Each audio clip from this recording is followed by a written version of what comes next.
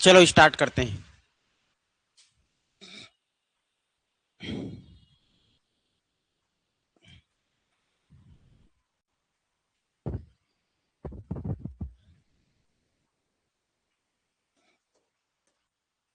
हम लोग पढ़ रहे थे मराठा शासन। ठीक है, हमारे छत्तीसगढ़ में आधुनिक इतिहास। छत्तीसगढ़ के आधुनिक इतिहास में हमारे 6 चरणों में कंप्लीट हुआ था, है ना, होता है। इसे प्रमुख 5 को माना गया है।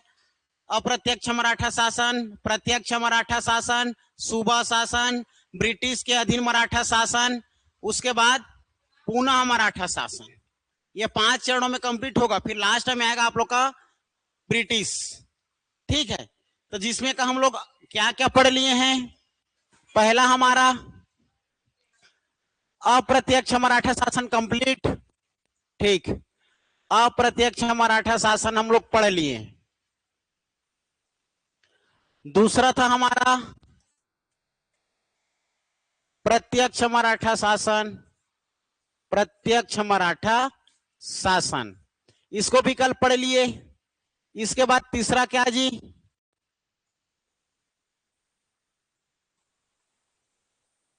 सूबा शासन। ठीक है, अब ये सूबा शासन कैसे प्रारंभ होता है ये देखो, हमें सूबा शासन समझना है। ठीक है, इसको जानने से पहले अप्रत्यक्ष मराठा शासन का समय 1741 से कब तक रहा, 1757 तक। ठीक है, मोहन सिंह की मृत्यु तक, है ना। उसके बाद मोहन सिंह की मृत्यु के पश्चात हमारे प्रत्यक्ष मराठा शासन रघुजी प्रथम अपने बेटे बिंबाजी भोसले को प्रत्यक्ष रूप से शासन करने के लिए हमारे छत्तीसगढ़ भेजते हैं। तो इसका समय हो जाता है 1758।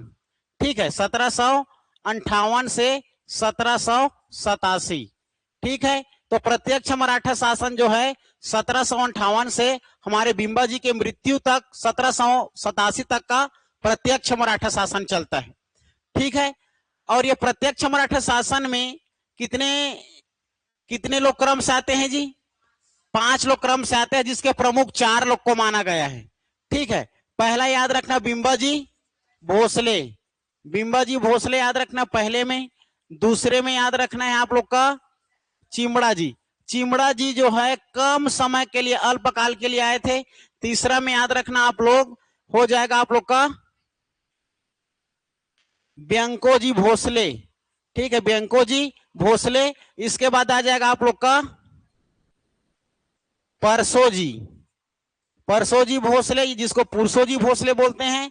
और लास्ट में इसमें आप लोग का दिखेगा अप्पा साहेब या अप्पा भोसले, अप्पा जी भोसले। ठीक है, ये 5 लोग दिखते हैं, है ना भाई, 5 लोग दिखते हैं। इस 5 लोग में हम लोग बिंबाजी भोसले प्रत्यक्ष रूप से शासन किया, जिसका समय 1758 से 1787 तक रहा। फिर कुछ समय के लिए 8 से 9 महीना तक के लिए 1788 में ही कौन आए थे, चिमड़ा जी आए थे। ठीक है, जो कि उनके कौन था, ये भतीजा था। क्लियर है, याद रखना। फिर ब्यंको जी, याद रखना ब्यंको जी किसके भतीजा, बिंबाजी भोसले के। ठीक है, अब ब्यंको जी का समय याद रखना है आप लोगों को। क्या याद रखना है, समय। जैसे ही चिमड़ा जी के मतलब ये भोसले जी की मृत्यु हुआ 1787-88 में, उसके बाद ब्यंको जी आते हैं 1788 से आप लोगों का 1811 तक। 1811। ठीक है, 1811। फिर 1811, ठीक है जी, कुछ समय के लिए कौन आते हैं 1811 के बाद, 1811 से 1816 ये परसो जी आते हैं कुछ समय के लिए। इसको तो बताते भी नहीं, ठीक है, लेकिन मैं आप लोग को बता रहा हूं। अप्पा साहेब आते हैं, अप्पा साहेब। ठीक है, अप्पा साहेब आएंगे 1816 से 1818 तक। 1816 1818। और इसी 1818 में क्या हो जाएगा, आंग्ल मराठा युद्ध होगा, तृतीय आंग्ल मराठा युद्ध। तृतीय आंग्ल मराठा युद्ध होता है तो मराठा हार जाते हैं और हमारा फिर अधीक्षक नियुक्ति होकर आएंगे। ठीक है, इससे पहले की घटना, हमें कहां तक की घटना को जाना है, इससे पहले हम लोग कहां पर थे, बिंबाजी हम लोग कल पढ़ लिए हैं, है ना, बिंबाजी को कल हम लोग पढ़ लिए हैं। आज हम लोग पढ़ने वाले हैं, आप लोग का चिमड़ा जी भी हो गया, समझ लो कुछ समय तक के लिए आए थे। अब आज हम लोग पढ़ने वाले हैं बैंको जी। बैंको जी को यहां पर आज देख लो आप लोग, यहां पर हेडिंग देंगे हम लोग बेंको जी। बेंको जी कौन है मुझे बताने की जरूरत नहीं, ठीक है। बेंको जी है ना, पूरा वंशज बताया था मैं। रघु जी प्रथम के 3 बेटे, 4 बेटे, ठीक है। मुख्य रूप से 3 ही को मानता है, लेकिन चौथा मैं आप लोग को साबो जी को बता दिया हूं। प्रथम आप लोग को याद रखना मुधो जी, सॉरी जानू जी। जानू जी के बाद याद रखना है साबा जी। वो साबा जी को नहीं लिखोगे फिर भी चलेगा। फिर तीसरा में आता है मुधो जी या मधो जी, और लास्ट में आप लोग का बिंबा जी, ठीक है। फिर आप लोग का मधु जी के बेटा, मधु जी के बेटा रघु जी द्वितीय, ठीक है। और एक बेटा चिमड़ा जी, और एक बेटा ब्यांको जी, ठीक है। 3 बेटा, जिसमें का आप लोग का देखा जाए फिर रघु जी द्वितीय के बेटा बनते हैं परसो जी, और ब्यांको जी के बेटा बनते हैं अप्पा जी, ठीक है। याद रखना। जिसमें हम लोग अब देखते हैं ब्यांको जी के बारे में। ब्यांको जी का समय कब से कब तक रहा? 1788, क्लियर है। 1788 से 1811, 1811। अब मैं बात करने जा रहा हूं, यहां पर ध्यान से समझना।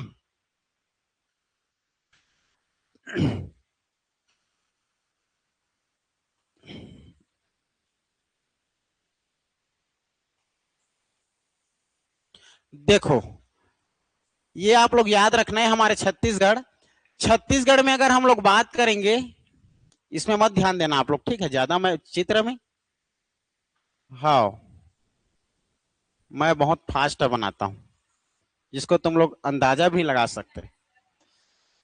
Very nice. चलो देखो,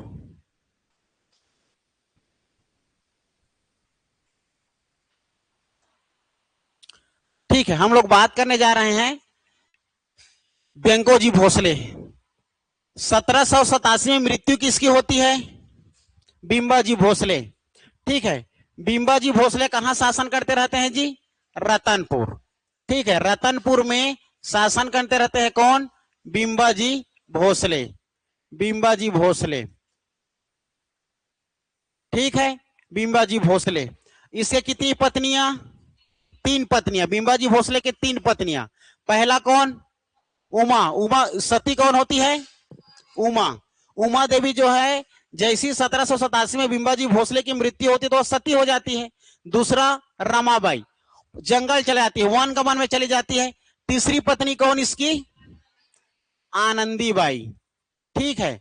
आनंदीबाई इसकी तीसरी पत्नी, ठीक है। तीसरी पत्नी, तीसरी पत्नी आनंदीबाई, जिसमें अब आनंदीबाई है ये। और बिंबा जी भोसले के भतीजा कौन? ब्यांको जी। जैसे ही बिंबा जी की मृत्यु होती है तो 2 जने तो उसकी पत्नियों को शासन करने था, मतलब शासन करना था, लेकिन वो लोग, एक जने सती हो गई और एक जने जंगल चली गई। अब तीसरी बची है कौन? आनंदीबाई। आनंदीबाई और ब्यांको जी, मतलब उसके भतीजा, ठीक है। ब्यांको जी आते हैं और बोलते हैं कि अब चाची, अब शासन आप मत करिए, पूरा श्रेय, मतलब पूरा शासन करने का श्रेय हम लोग को जा रहा है, आप महिला है, अब शासन मत करिए, अब शासन हम लोग करेंगे, बोलते हैं। कौन बोलता है? ब्यांको जी, ठीक है। ब्यांको जी कौन?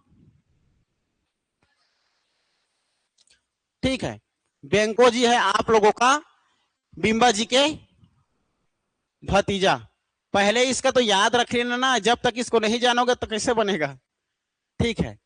रघु जी प्रथम के कितने बेटे? 4। पहला जानू जी या जानो जी, फिर साबा जी, साबा जी बोलो। उसके बाद आप लोग का मुधो बोलो या मधु जी बोलो, और लास्ट में याद रखना बिंबा जी, ठीक है। ये वंशावली याद रखना।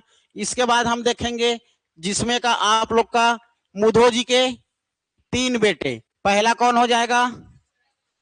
अपने दादाजी के नाम पर रखता है रघु जी द्वितीय। फिर दूसरे में देखेंगे चिमड़ा जी, ठीक है। ये चिमड़ा जी का कुछ वंश नहीं मिलता, इसीलिए मुधो को 2 बेटे मानते हैं, रघु जी और ब्यांको जी को मानते हैं, ठीक है। ब्यांको जी को मानते हैं। चिमड़ा जी कुछ समय के लिए आए थे। इसके बाद हम लोग देखेंगे रघु जी द्वितीय के पुत्र परसो जी, जिसको हम लोग पुरसो जी भी कहते हैं, ठीक है। और ब्यांको जी के पुत्र मुधो जी द्वितीय। मुधोजी प्रथम कौन है? देखो उधर ऊपर में, ये प्रथम है, ये द्वितीय, जिसको हम लोग क्या कहते हैं? अप्पा साहेब या अप्पा जी भोसले कहते हैं। ठीक है। परसों जी के एक पुत्र फिर रघु जी तृतीय, ये हमारे अंग्रेज के समय देखेंगे इसको। ठीक है, लेकिन ये वंशावली याद रखना है आप लोगों को, वंशावली। ठीक है ना, जिसमें का ये बिंबा जी के शासनकाल में पहले कौन थे? शासनकाल में बिंबा जी के समय ये जैसे ही मृत्यु होती है तो कुछ समय के लिए चिवड़ा जी शासन करते हैं, फिर उसके बाद उसके अगले भतीजे कौन? बेंको जी।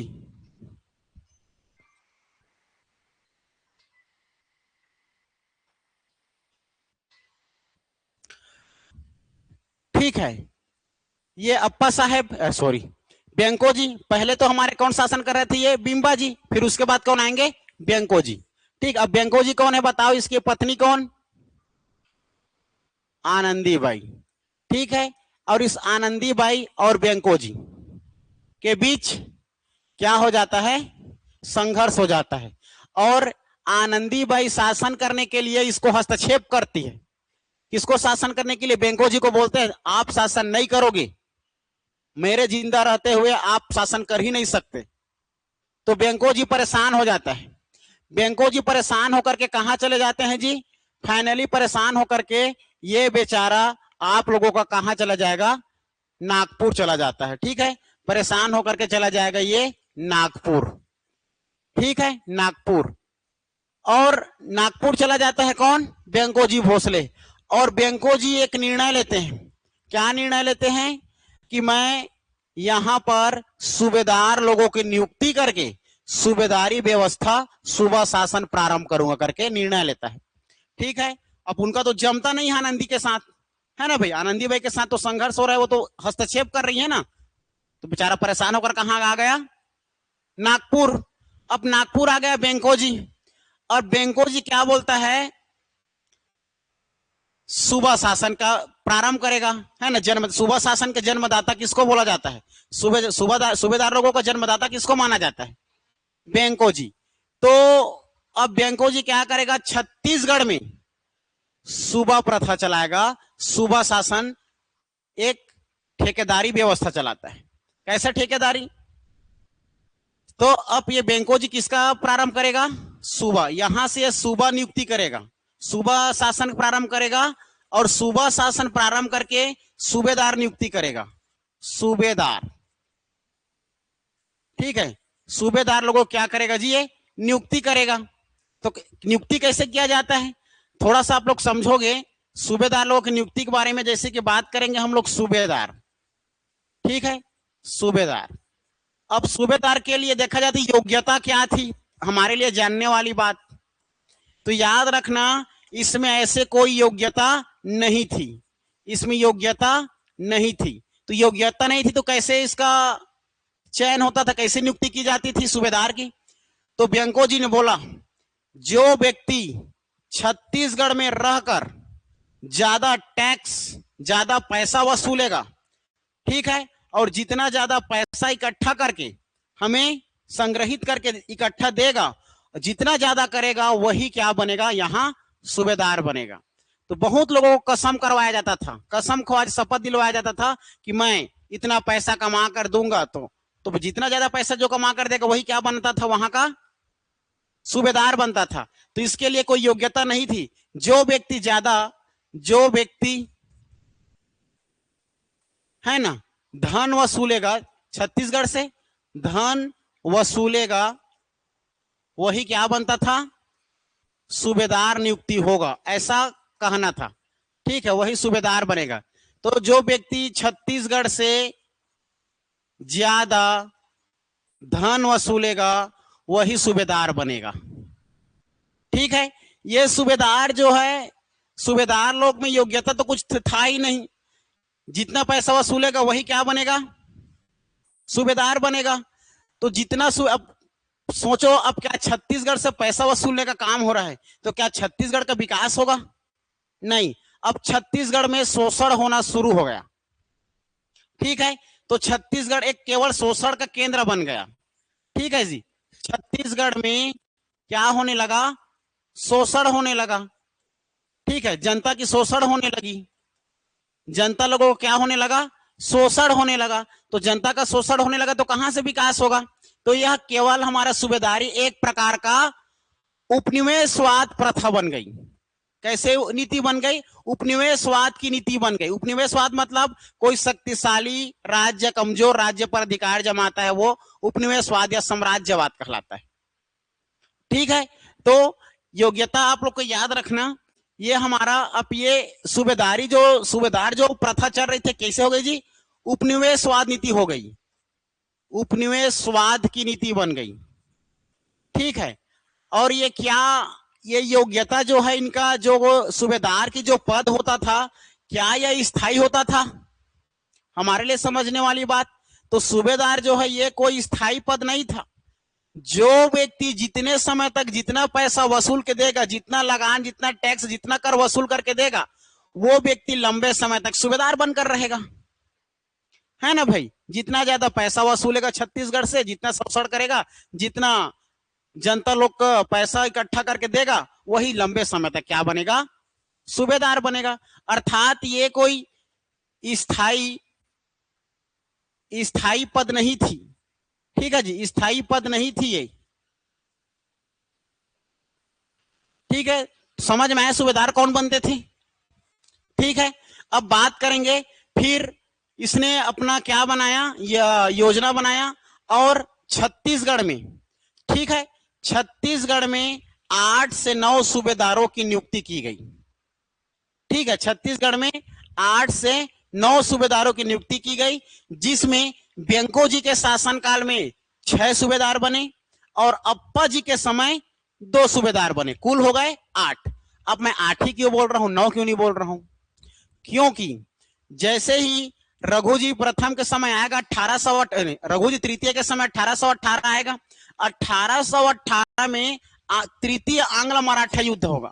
तो तृतीय आंग्ल मराठा युद्ध होगा तो उस समय क्या नियुक्ति होकर आएंगे? अधीक्षक नियुक्ति होकर आएंगे। अधीक्षक, तो प्रथम अधीक्षक captain Edmund, second captain Agnew, है ना? उसके बाद तीसरा कौन? हंटर। तो सेकंड कौन था? Captain Agnew. कैप्टन एगेन्यू ने अपने एक पत्र में, ठीक है, अपने एक पत्र में क्या लिखा था, बताया गया था किसके बारे में? सूबा व्यवस्था, सूबेदारी व्यवस्था के बारे में। छत्तीसगढ़ में सूबा शासन की व्यवस्था में बताया गया था कि केवल 8 लोग ही सूबेदारी व्यवस्था में शासन किए हैं छत्तीसगढ़ में केवल। इसीलिए यह बात प्रमाणित हो जाती है कि यहां पर कितने लोग थे, आए थे 8, रहने पर 9-10 थे, लेकिन केवल 8 लोग ही सूबेदारी व्यवस्था करके हमारे छत्तीसगढ़ में सूबेदारी व्यवस्था की है ना भाई? तो याद रखना, हम लोग बात करने जा रहे हैं। अब बेंको जी कहां से शासन करेगा? कहां चला गया बेंको जी? नागपुर चला गया, है ना भाई? बेंको जी चला गया नागपुर। ठीक है, बेंको जी चला गया नागपुर।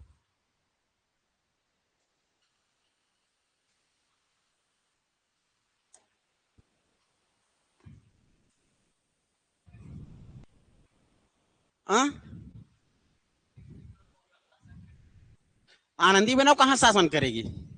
सूबेदारी करके भेज दिया है ना, वो तो अपने इधर उधर काम कर रही है, उनको लग रहा है कि मैं शासन कर रही हूं, लेकिन नहीं, वो खत्म हो जाएगी। हाँ, ठीक है। देखो, अब हम लोग देखेंगे इसमें, तो हमारे छत्तीसगढ़ में अब नागपुर की तरफ कौन आ गया जी? नागपुर। ठीक है, ये हमारा नागपुर एरिया, ये हमारा छत्तीसगढ़। क्लियर है? छत्तीसगढ़।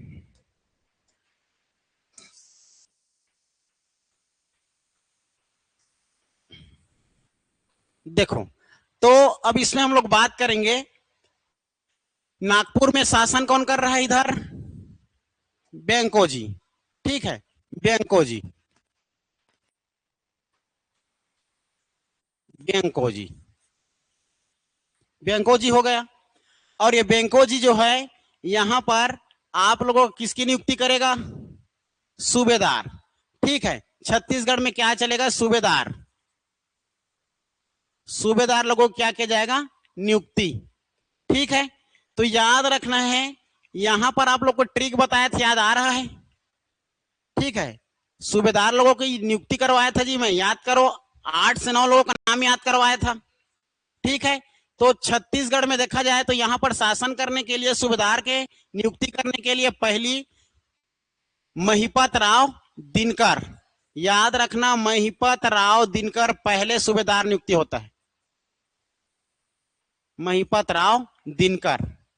ठीक है, उसके बाद दूसरा में याद रखना, दूसरा हो जाएगा जी आप लोगों का विठल राव दिनकर। दूसरा याद रखना विठल राव दिनकर। विठल राव दिनकर आते हैं दूसरे क्या बनकर, सूबेदार। ठीक है, तीसरे में याद रखना आप लोग भवानी कालू, तीसरे में याद रखना भवानी कालू। उसके बाद आ जाएंगे चौथे में केशव गोविंद, याद रखना है केशव गोविंद। ठीक है, केशव गोविंद के बाद याद रखना बिंकोजी पिंडरी। ठीक है, लेकिन इसी बिंकोजी पिंडरी को नहीं मानते। ठीक है, तो बिंकोजी पिंडरी को नहीं मानते तो आप लोग सीधा उसके बाद जो आया था उसको लिखना, बिकाजी गोपाल लिखना या बिकाजी गोविंद, दोनों लिखाता है ना, याद रखना। ठीक है, बिंकोजी बिकाजी गोविंद लिखाता है, बिकाजी गोविंद या गोपाल भी लिख देता है ना, बिकाजी गोपाल भी लिखा देता है। ठीक है, इसके बाद याद रखना बिकाजी के बाद याद रखना है आप लोगों को सखाराम हरि सीताराम टाटिया। ठीक है, सखाराम हरि और सीताराम टाटिया याद रखना है। सखाराम हरि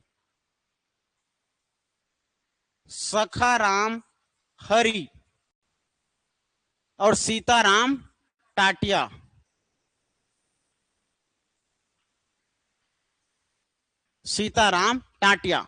तत्पश्चात सखर लास्ट हमारा यादव राव दिवाकर। अंतिम याद रखना यादव राव दिवाकर। यादव राव दिवाकर। ठीक है, अब ये बताओ नागपुर में सूबा शासन की व्यवस्था चल रहा है, किसके शासन जी, सूबा शासन। सूबा शासन में कितने लोग आते हैं, बेंकोजी और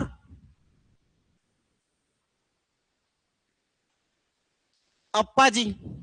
ठीक है, तो बेंकोजी के समय ये देखा जाए तो हमारा बेंकोजी के समय आप लोगों का केवल ये 6 लोग ही क्या करते हैं,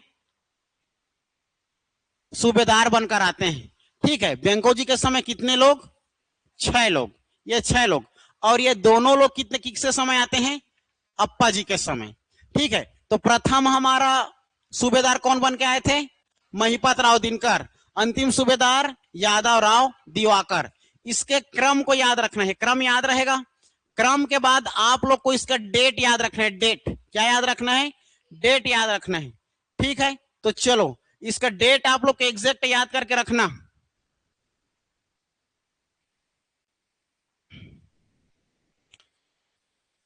महिपत राव दिनकर। ठीक है, बताओ सुबह हमारे भीमाजी भोसले की मृत्यु कब हुई थी, ठीक।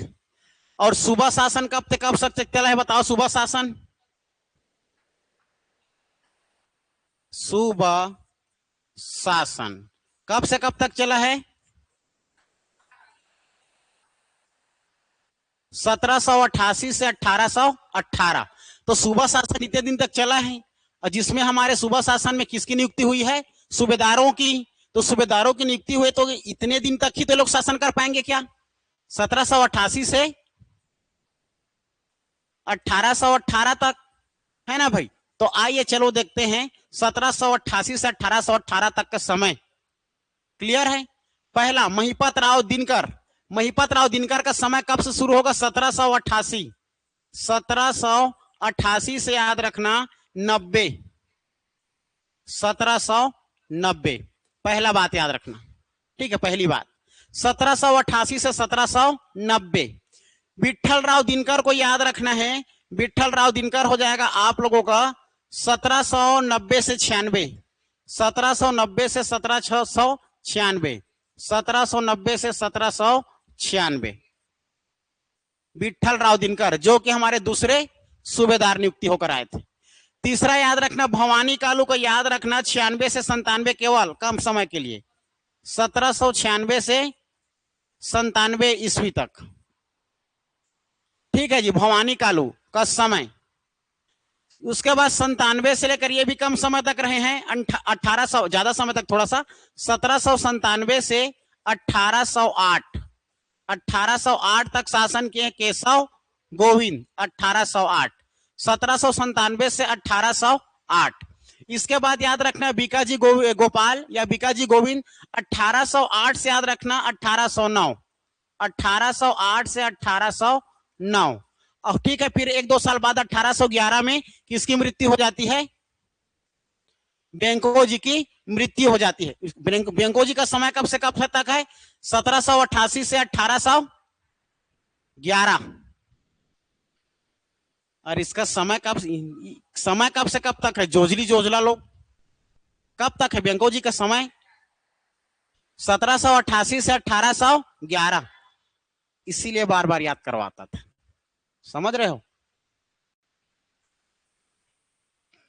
1788 से 1811 तक का समय रहा बेंको जी का। और बेंको जी 1811 में उसे क्या हो जाते हैं? मृत्यु। फिर भी सूबेदारी प्रथा बंद नहीं होता, सूबेदारी शासन चलते ही रहता है। इसके बाद बेंको जी के पुत्र कौन रहते हैं? मुदोजी सेकंड, जिसको प्यार से अप्पा साहेब के नाम से जानते हैं। ठीक है, अप्पा साहेब।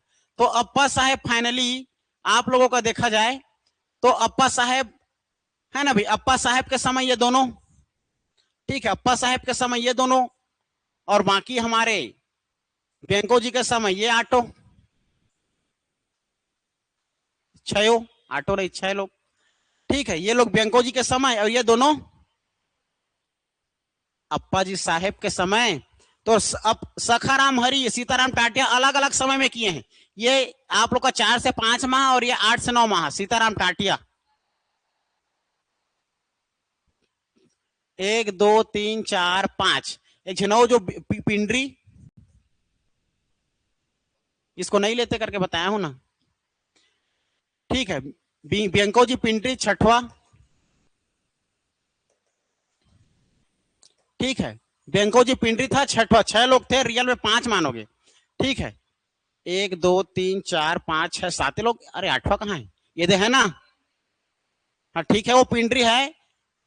ये देखो, सखाराम हरि सीताराम टाटिया को एक समय में ही माना जाता है, क्योंकि एक ही साल में लोग का खत्म हो गया है। रियल में 8 लोग है, ये 5। ठीक है, 5 और ये 3 8। अरे 8 है ना, इसमें रियल में 6 लोग है। बेंको जी पिंडरी को बीच में निकाल दिया था ना मैं।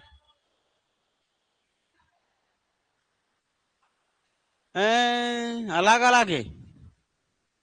ठीक है, सखाराम हरि अलग, सीताराम टाटिया अलग। ये लोग 1 साल शासन किए हैं, 5 महीना ये किया है, और ये आप लोग का ये, हाँ 3 महीना 8 महीना, ऐसा 1 साल तक।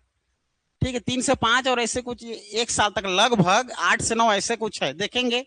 ठीक है, बेंको जी भोसले छत्तीसगढ़ मात्र 2-3 बार आते हैं, मात्र 2 दिन बार। देखो आगे, तो यादव राव दिवाकर अंतिम हमारा क्या बन जाएगा? सूबेदार।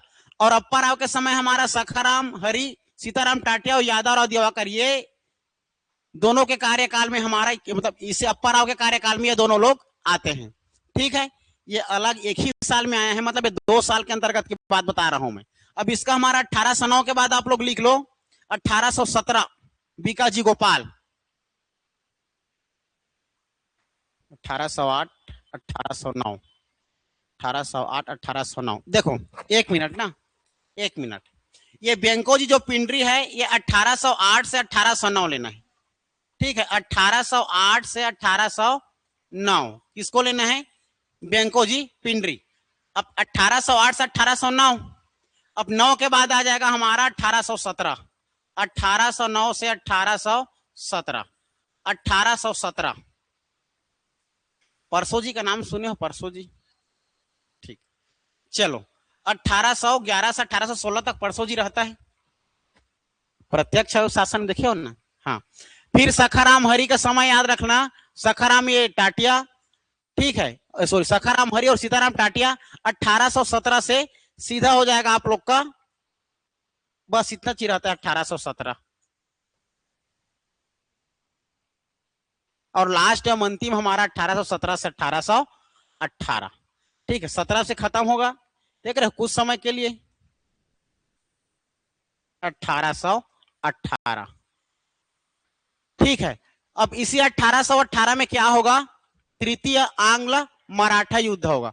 तृतीय आंग्ल मराठा युद्ध होगा तब उस समय, ठीक है, किस समय, 1818 में तृतीय आंग्ल मराठा युद्ध होगा, और तृतीय आंग्ल मराठा युद्ध होगा तो वहां से अंग्रेज लोग जीत जाते हैं, मराठा हार जाते हैं। फिर छत्तीसगढ़ में ब्रिटिश अधीन मराठा शासन। तो उस समय हमारा प्रथम आता है अधीक्षक बन के कैप्टन एडमंड, दूसरा आता है एगेन्यू। वही एगेन्यू के पत्र में 8 सूबेदारों की लोगों का नाम बताया है। ठीक है, वही बताता है जिसमें बेंकोजी पिंडरी को हटा दिया जाता है, वो इसको नहीं बताया गया है। लेकिन हम लोग इसमें 6 और ये 2, ये रियल में 9 है, वो बेंकोजी पिंडरी को ही हम लोग 9वां मान रहे हैं। ठीक है, ये 5, इसमें से ऊपर चला तो 6 हो जाएगा, लेकिन समय तो एक ही है 1817, समय तो एक ही है ना, ये ऊपर चला जाएगा फिर भी कोई दिक्कत पड़ेगा क्या, 17 में तक तो चला छी है, 17-18। ठीक है, तो याद रखना ये दोनों अप्पर राव के समय का, और ये 6 लोग इधर बेंकोजी के समय। ये क्लियर हो गया। इसके बाद अब हमें सबको डील करते चलेंगे, महिपात राव दिनकर, विठल राव दिनकर, ठीक है, भवानी कालू, केशव गोविंद, बिकाजी गोविंद, सखाराम हरि, सीताराम टाटिया, यादव राव दिवाकर। अब हम बात करने जा रहे हैं महिपात राव दिनकर पहला। ठीक है, महिपात राव दिनकर के बारे में पहले बात करेंगे। ठीक है, उसके डेट को आप लोग याद करना। ठीक है, महिपात राव दिनकर, तो पहला सूबेदार कौन हमारा, महिपत राव दिनकर, महिपत राव दिनकर।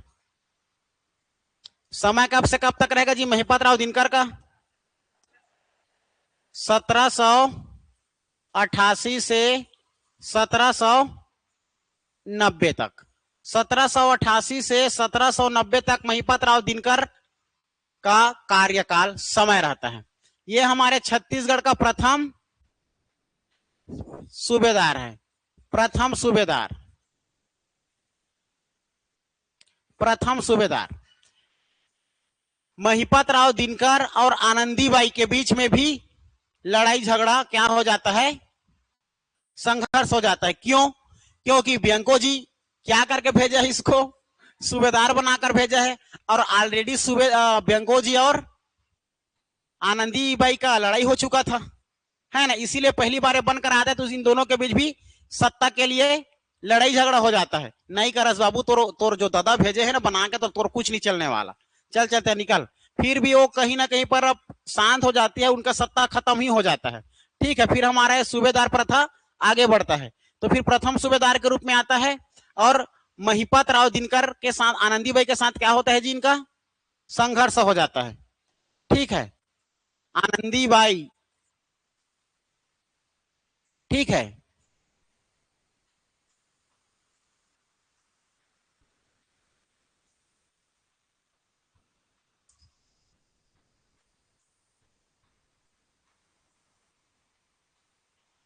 बिंबा जी की तीसरी पत्नी आनंदीबाई के साथ क्या हो जाता है, संघर्ष, शासन के लिए संघर्ष हो जाता है। ठीक है, फिर फाइनली इसी में एक और क्वेश्चन पूछा जाता है, इस समय अंग्रेज, यूरोपीय अंग्रेज कौन आए थे महिपत राव दिनकर के समय करके पूछा जाता है। तो याद रखना मिस्टर फॉरेस्टर, क्या याद रखना है, मिस्टर फॉरेस्टर, फर्स्ट से फॉरेस्टर याद रखना। ठीक है, महिपत राव दिनकर के समय अंग्रेजी यूरोपीय व्यक्ति कौन आए थे, यूरोपीय यात्री, तो याद रखना यूरोपीय यात्री। इसके समय यूरोपीय यात्री कौन आए थे जी, फॉरेस्टर। कब आए थे करके पूछा जाता है। ठीक है, 1790 याद रखना है, 1790 में। ठीक है, फॉरेस्टर 1790 में।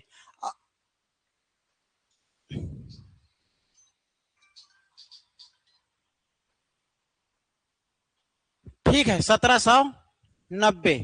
अगर हम लोग बात करेंगे इस समय आनंदीबाई के बीच आनंदीबाई और किसके बीच, महिपात राव दिनकर के बीच क्या हुआ, संघर्ष हुआ है। और ब्यांको जी के भी इसके साथ क्या हुआ था, ब्यांको जी का भी आनंदीबाई के साथ क्या हुआ था जी, संघर्ष हुआ था। ठीक है, इतनी बातें किसके बारे में याद रखना है, महिपात राव दिनकर। पहला याद रखें इनके कार्यकाल 1788 से 1790। दूसरी बात याद रखना है आनंदीबाई और महिपात राव दिनकर जो कि प्रथम सूबेदार है हमारे, इनके बीच क्या हो जाता है, संघर्ष। हमारे छत्तीसगढ़ में प्रथम सूबेदार की नियुक्ति होकर कौन आए, महिपात राव दिनकर। याद रखना इसके समय यूरोपीय यात्री कौन आए, फॉरेस्टर। कब आए, 1790। क्लियर है, 1790। एक मिनट।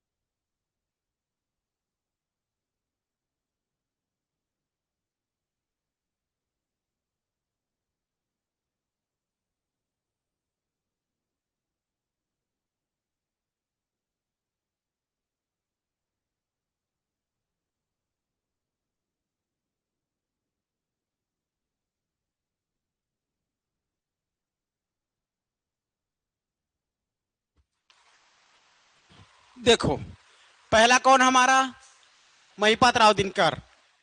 दूसरा दूसरा सूबेदार कौन जी, विठल राव दिनकर। विठल राव दिनकर। कितना बच गया जी, हाँ 8:56 ना, 10 मिनट पढ़ते हैं, 10-15 मिनट में खत्म कर देता हूँ। सूबेदार कितने दिन तक पढ़ते रहोगे इसी से, है ना। विठल राव दिनकर। देखो, विठल राव दिनकर के बारे में याद रखना, इसका सबसे पहले समय याद रखोगे। समय कब से कब तक जी, 1790 से 1796 तक इनके कार्यकाल रहे। 1790 से 1796 तक विठल राव दिनकर के कार्यकाल रहे। सबसे ज्यादा इंपोर्टेंट हमारे, अगर हमारे छत्तीसगढ़ के सूबेदारी प्रथा में देखा जाए तो सबसे ज्यादा इंपोर्टेंट यही याद रखना है। ठीक है, याद रखना विठल राव दिनकर। विठल राव दिनकर के बारे में हमें क्या क्या फैक्ट याद रखना है, सबसे पहले समय याद रखोगे 1790 से 1796। ये हमारे दूसरे सूबेदार थे, ये हमारे दूसरे सूबेदार थे। ठीक है, परगना पद्धति के जन्मदाता माने जाते हैं। इससे पहले परगना शब्द जो है किसके माइंड का, किसके दिमाग का उपज था, भीमबाजी भोसले का। लेकिन उसने क्या लागू कर पाया, क्या परगना पद्धति को नहीं लागू कर पाया, इसलिए भीमबाजी भोसले को परगना पद्धति के सूत्रधार माने जाते हैं। और परगना पद्धति के जन्मदाता किसको माने जाते हैं, विठल राव दिनकर। ठीक है, याद रखना विठल राव दिनकर को, ठीक है, सूबेदार परगना पद्धति के जन्मदाता माने जाते हैं। परगना पद्धति के जन्मदाता,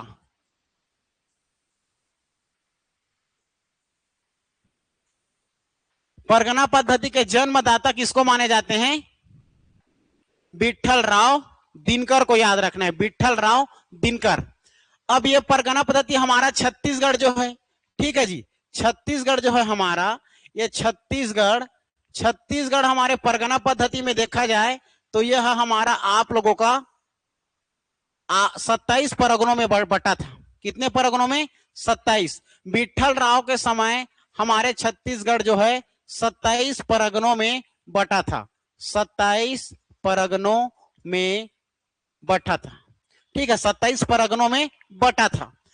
और परगना का हमारा मुख्य प्रमुख व्यक्ति कौन होता है? कमिश्नर, है ना। परगना के प्रमुख जो व्यक्ति होते हैं, परगना के प्रमुख व्यक्ति किसको मानते हैं जी? कमिश्नर को मानते हैं, कमिश्नर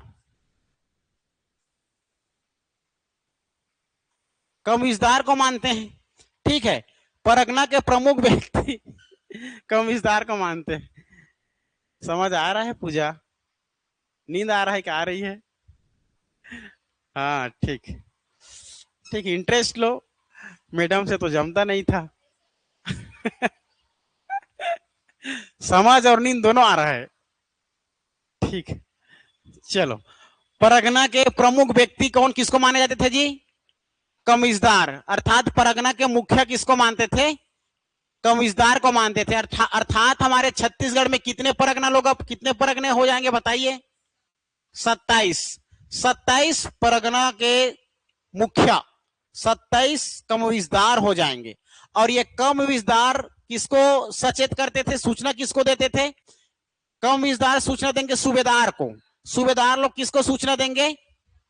वेंको जी को, है ना। शासन कर रहे हैं नागपुर में, क्योंकि पैसा पहुंचाना किसको है? विट्ठल राव को। और पैसा उछलवाना किसको है? कमिश्नर को। समझ रहे हो बात को? ये इस समय पूछा जाता है, इस समय, ठीक है, इस समय यूरोपीय यात्री कौन आए थे करके? यूरोपीय यात्री कौन आए थे जी?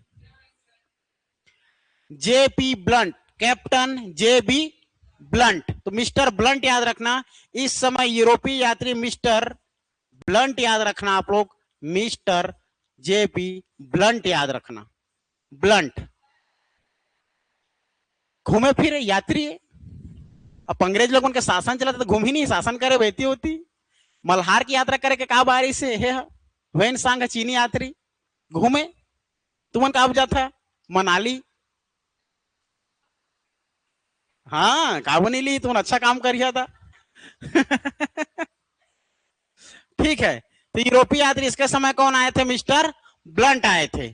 ठीक है जी, याद रखना। फिर याद रखना इसके समय, देखे भुला गए तो दुकुमा। ठीक है, क्या कहते रहे, भुला गए।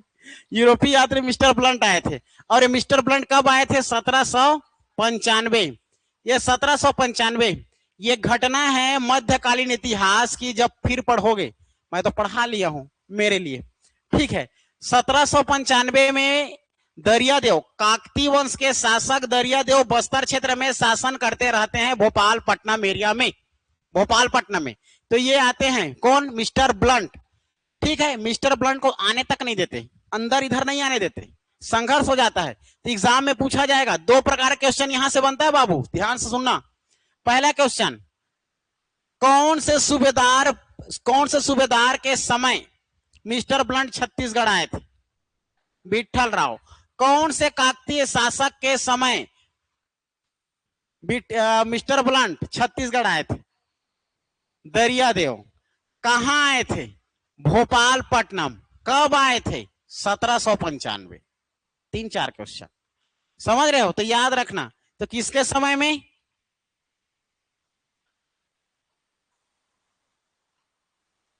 ठीक है, काकतीय वंश याद रखना, काकतीय वंश के समय भी आए थे ये। काकतीय वंश में भोपालपट्टनम क्षेत्र, भोपालपट्टनम क्षेत्र। ठीक है जी, भोपालपट्टनम क्षेत्र। और भोपालपट्टनम क्षेत्र के उस समय राजा कौन थे? दरियादेव, दरियादेव। ठीक है, इस समय मिस्टर ब्लंट का क्या हो गया था? संघर्ष हो गया था 1795 में। ठीक है, दरियादेव के साथ ये हो गया। इतना क्वेश्चन बनता है इसमें। ठीक है जी, याद रखना।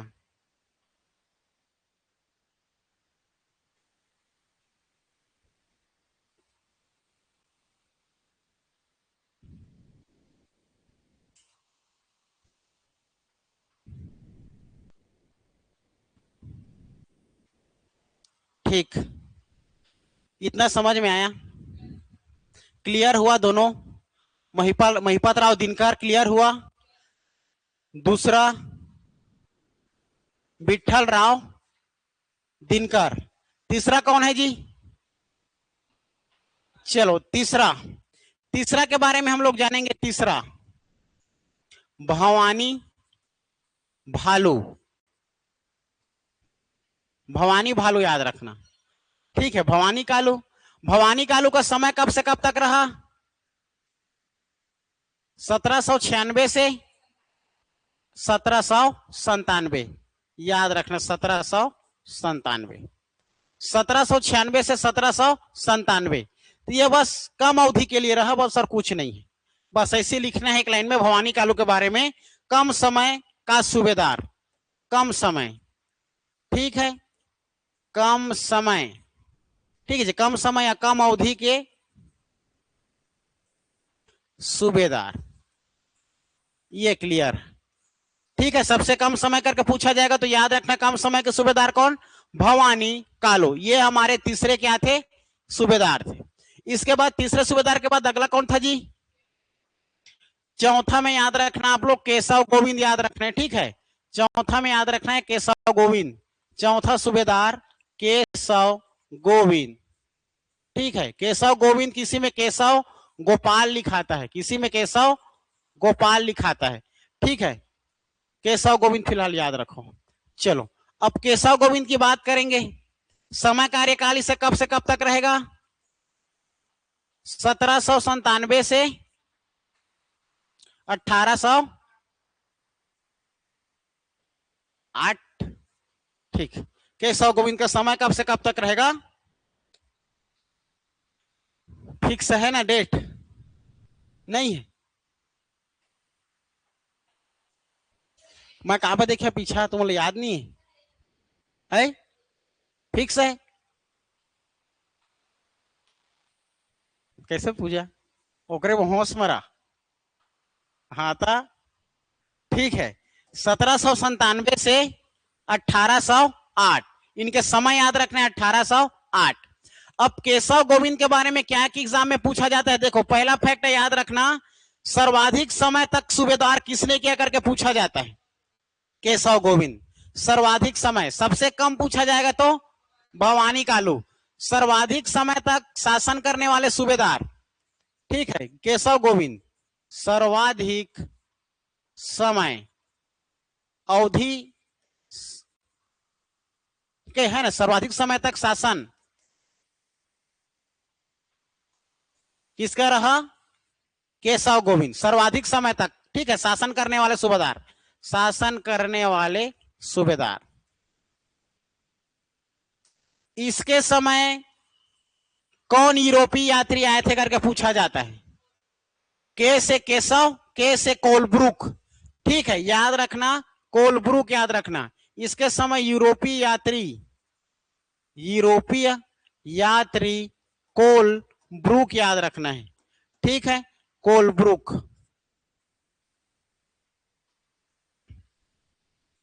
कोलब्रुक याद रखना है, ठीक है। इसके समय यूरोपीय यात्री कोलब्रुक याद रखना है, ठीक है जी।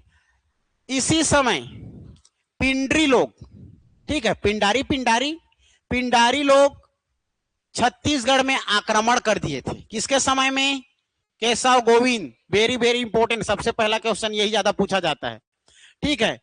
पिंडारी लोग, डाकू लोग छत्तीसगढ़ में पहली बार कब आक्रमण किए थे? तो 1797 1808 के मध्य में केशव गोविंद के समय। केशव गोविंद ने छत्तीसगढ़ को पिंडारी लोगों से बचाया था, मतलब पिंडारी लोगों के साथ संघर्ष केशव गोविंद किया था और छत्तीसगढ़ को पिंडारी लोगों से बचाया था, ठीक है, याद रखना। तो ये बात याद रखना है आप लोगों को, ठीक है जी। पिंडारू कोलब्रुक, अच्छा, गतिविधियां। चलो पिंडारी लोगों का आगमन, पिंडारी लोगों का आगमन किसके समय में हुआ था? केशव गोविंद। और केशव गोविंद और उनके बीच क्या हुआ था? संघर्ष हो गया था, ठीक है जी, याद रखना। तो पहली बार पिंडारी लोगों का छत्तीसगढ़ में गतिविधियां कब हुई करके पूछा जाएगा, तो आगमन अर्थात गतिविधियां है ना भाई, पिंडारी लोगों का याद रखना, गतिविधियां इन्हीं लोग के समय हुआ है। इसको एग्जाम में पूछा गया है, पिंडारी लोग की गतिविधियां कौन से सूबेदार के समय हुआ है करके, तो याद रखना केशव गोविंद, केशव गोविंद। क्लियर इतना, बस इतना किसके बारे में जानना है, केशव गोविंद के बारे में जानना है। ठीक है, भवानी कालू कम समय के लिए शासन, केशव गोविंद सर्वाधिक समय तक शासन करने वाले सूबेदार, यूरोपीय यात्री कोलब्रुक याद रखना है, और पिंडारी लोगों का इस समय हमारे छत्तीसगढ़ में आने का आराम, गतिविधियां प्रारंभ हो गई थी, छत्तीसगढ़ में लूटपाट शुरू हो गए थे। ठीक है, याद रखना। तो केशव गोविंद इससे बचाए थे। इतनी बातें किसके बारे में याद रखना है, केशव गोविंद के बारे में याद रखना है। अगला शासक केशव गोविंद के बाद बीकाजी गोपाल, जिसको बीकाजी गोविंद भी कहते हैं, जो पिंडरी बोल रहे हो ना, इसके बाद मतलब ये इसके पहले उसको नहीं पढ़ते, इसके पहले बीकाजी क्या कौन है, पिंडरी है, पिंडरी को छोड़ो, उसके बाद बीकाजी गोपाल। चलो वो पांचवा हो जाएगा, और ये कौन सा हो जाएगा, कितने लोग हुए अभी, 4 लोग। पांचवा कौन थे, पिंडरी, बीकाजी पिंडरी। छठवा कौन हो जाएगा, बीकाजी गोपाल या गोविंद। ठीक है, जिसको हम लोग 5वें ग्रुप में देखेंगे, बीकाजी गोपाल। समझ के रखना है ना, समझ के, बीकाजी गोपाल या बीकाजी गोविंद लिखाता है, कोई दिक्कत नहीं। ठीक है, याद रखना। इसका समय कब से कब तक,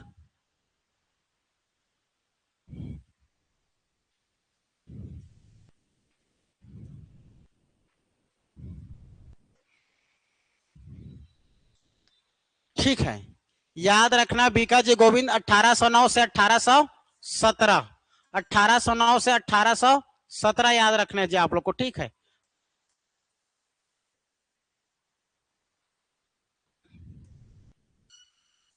हाँ। केशव बीकाजी आएगा, और अंतिम में उसको पूरा भगाया था दिवाकर, यादव और दिवाकर अंतिम में। वो तीनों की घटना को जानना जरूरी है। बीकाजी गोपाल, बीकाजी गोपाल के समय कब से कब तक जानना है जी, 1809 से 1817। इससे पहले जो बीकाजी पिंडरी था वो 1808-9, एकदम कम के समय है, उसको नहीं के बराबर मानते हैं, इसीलिए उसको नहीं लेते, कुछ काम नहीं उसका। ठीक है, 1809 से 1817 का याद रखना। बीकाजी गोपाल या बीकाजी गोविंद दिखाता है। अब इसके समय हमारा देखो, याद रखना 1811 में क्या हो जाएगा, किसकी मृत्यु हो जाएगा,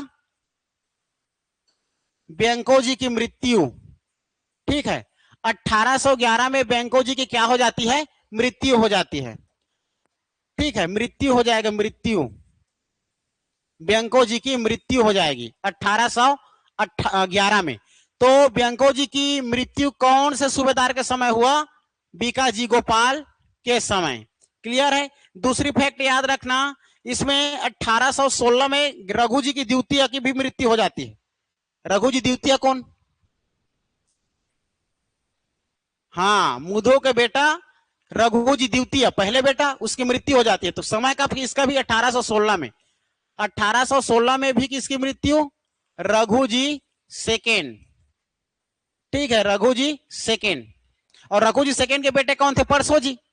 और परसो जी के बेटा कौन बनेगा, अपने दादाजी के नाम पर रघु जी तृतीय, वो छोटे रहता है। ठीक है, उसको देखेंगे बाद में। ये हो जाएगा,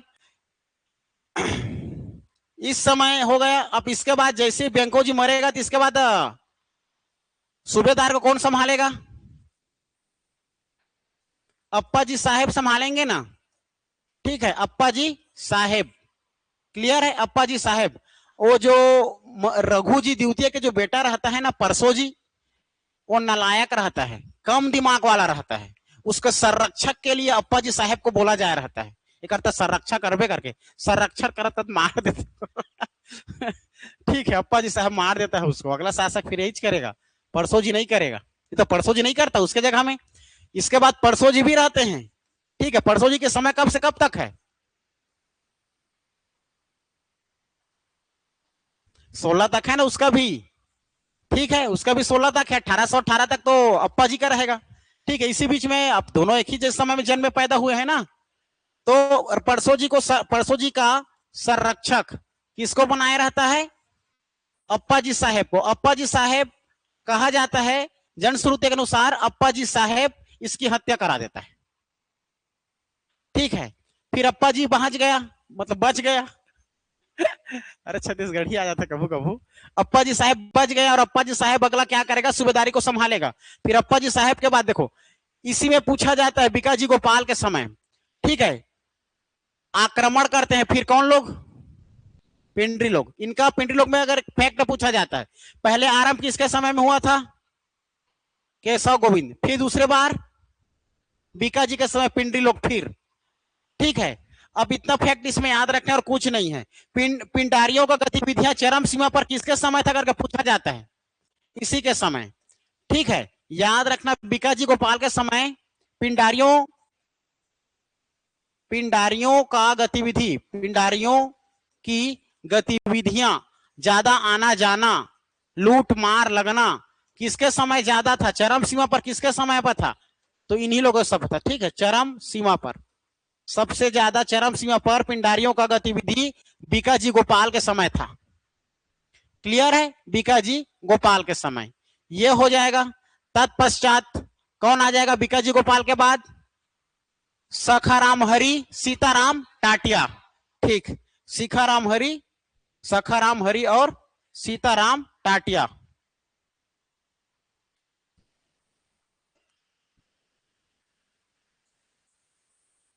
सखाराम हरि। ठीक है, सीताराम टाटिया को भी लिख देता हूं, अलग अलग है ना, सीताराम टाटिया। अब इन दोनों के बारे में जाने, इनका समय कब से कब तक रहता है? 17 तक। ठीक है, 1817 से 17 तक कुछ समय के लिए। भले इससे भी कम कौन किए थे? भवानी कालू इससे भी कम किए थे, इसीलिए भवानी कालू सबसे कम। ठीक है, इनका समय 1817 से 17 तक। अब बात करेंगे इसमें इन लोग का क्या क्या रहा, कितने कितने समय तक। तो अल्पकाल तक का भी शासन किए हैं। कौन? वो 3 माह तक। सखाराम जो है आप लोग का कितने माह तक? 3 माह। सखाराम 3 माह तक शासन किए हैं और सीताराम 8 से 9 माह तक शासन किए हैं, बस और कुछ नहीं। लास्ट है, इसके बाद कौन आता है जी? यहां से लेकर हमारा अप्पा राव का ये शासन है ना, जो ये नियुक्ति हुआ है। ठीक है, इसके बाद हमारा कौन आता है? यादव राव दिवाकर। और यादव राव दिवाकर 1817 से 1818 तक। और 1818 तक हमारा 1818 में यादव राव दिवाकर की भी मृत्यु हो जाती है। ठीक है, फिर एक व्यक्ति आता है आप लोग का, अंग्रेज व्यक्ति, उस अंग्रेज रेजिमेंट। ठीक है, छत्तीसगढ़ में ब्रिटिश रेजिमेंट जोनकिंस आता है और सुबह पद्धति समाप्त कर देता है। ठीक है, जेनकिंस बोलते हैं। ठीक है, जब 1818 में क्या होगा? तृतीय आंग्ल मराठा युद्ध। तृतीय आंग्ल मराठा युद्ध, तो अंग्रेज व्यक्ति आएगा, अंग्रेज व्यक्ति देखेगा छत्तीसगढ़ में क्या चल रहा है, सुबह शासन। सुबह शासन को एक व्यक्ति, अंग्रेज व्यक्ति आएगा और क्या कर देगा? ब्रिटिश आएगा, ब्रिटिश की रेजिमेंट जेनकिंस आता है, जेनकिंस नामक व्यक्ति। ठीक है, जेनकिंस आता है और सूबेदारी प्रथा को क्या कर देता है? सूबेदारी प्रथा को समाप्त कर देता है। सूबेदारी प्रथा को समाप्त कर देता है जेनकिंस। ठीक है, याद रखना। ब्रिटिश अधीक्षक की फिर ये क्या करेगा? नियुक्ति करेगा। ठीक है, किसको समाप्त करके? सूबेदारी प्रथा को समाप्त करके क्या करेगा जी? अधीक्षक की नियुक्ति करेगा। अधीक्षक नियुक्ति करेगा और अधीक्षक फिर शुरू हो जाएगा आप लोग का कैप्टन एडमंड, कैप्टन एगेन्यू, है ना, फिर हंटर, फिर उसके बाद सैंडिस, फिर विल्किंसन, लास्ट में क्राफर्ड, है ना। ये सबके नियुक्ति करेगा, जिसको प्रथम हमारे अधीक्षक रूप में किसको चुनेंगे? कैप्टन एडमंड को चुनेंगे। ठीक है, बस याद रखना है। ये अंतिम सूबेदार था, जो कि पिंडारियों का अंत किसके समय हुआ करके पूछा जाता है। तो याद रखना यादव और दिवाकर हमारे छत्तीसगढ़ में अंतिम सूबेदार, अंतिम सूबेदार, ठीक है, अंतिम सूबेदार। और इसी के समय छत्तीसगढ़ में पिंडारियों का अंत भी हो गया था, छत्तीसगढ़ में पिंडारियों का अंत। यहां पर तीन बातें याद रखना पिंडारियों को लेकर के। पिंडारियों का आरंभ गतिविधियां का किसके समय काल में हुआ? केशव गोविंद। उसके बाद गतिविधियों को चरम सीमा पर किसके समय में? परसोजी, सॉरी पिरसाजी बोलता हूं, बीकाजी गोपाल, ठीक है, बीकाजी गोपाल के समय चरम सीमा पर आ गया। और अंतिम समय में पिंडारियों का अंत यादव और दिवाकर के समय, जो कि हमारे सूबेदार की अंतिम नियुक्ति व्यक्ति था, ठीक है, अंतिम व्यक्ति था सूबेदार जिसमें नियुक्ति किया गया था। ये क्लियर है? ठीक, इस प्रकार से सूबेदार के बाद फिर अब अंग्रेजों का 1818 में आएंगे और तृतीयांगला मराठा के युद्ध को जीत जाने के बाद हमारे छत्तीसगढ़ को प्रवेश करेंगे और अधीक्षक की नियुक्ति करेंगे। इसके बाद हम लोग अगले क्लास में क्या करेंगे? अधीक्षक, है ना, अधीक्षक की नियुक्ति करेंगे, जिसको हम लोग ब्रिटिश के अधीन मराठा शासन कहेंगे, ठीक है। इस समय परसोजी के पुत्र रघुजी तृतीय छोटे बच्चा रहता है, ठीक है। उसको जब तक वो बड़ा ना हो जाया करके तब तक ब्रिटिश लोग क्या करते हैं? ब्रिटिश के अधीन शासन करेंगे, ब्रिटिश के अधीन मराठा लोग शासन करेंगे, मतलब मराठा छोटे लड़का रहता है। इस प्रकार से आप लोग का सूबेदारी प्रथा समाप्त होता है। अगले क्लास में हम लोग पढ़ेंगे आप लोगों का अधीक्षक लोगों की नियुक्ति, ब्रिटिश के अधीन मराठा शासक, कब से कब तक चलेगा वो? 1818 से 1830 तक, 1818 से 1830 तक। आज के लिए इतना ही।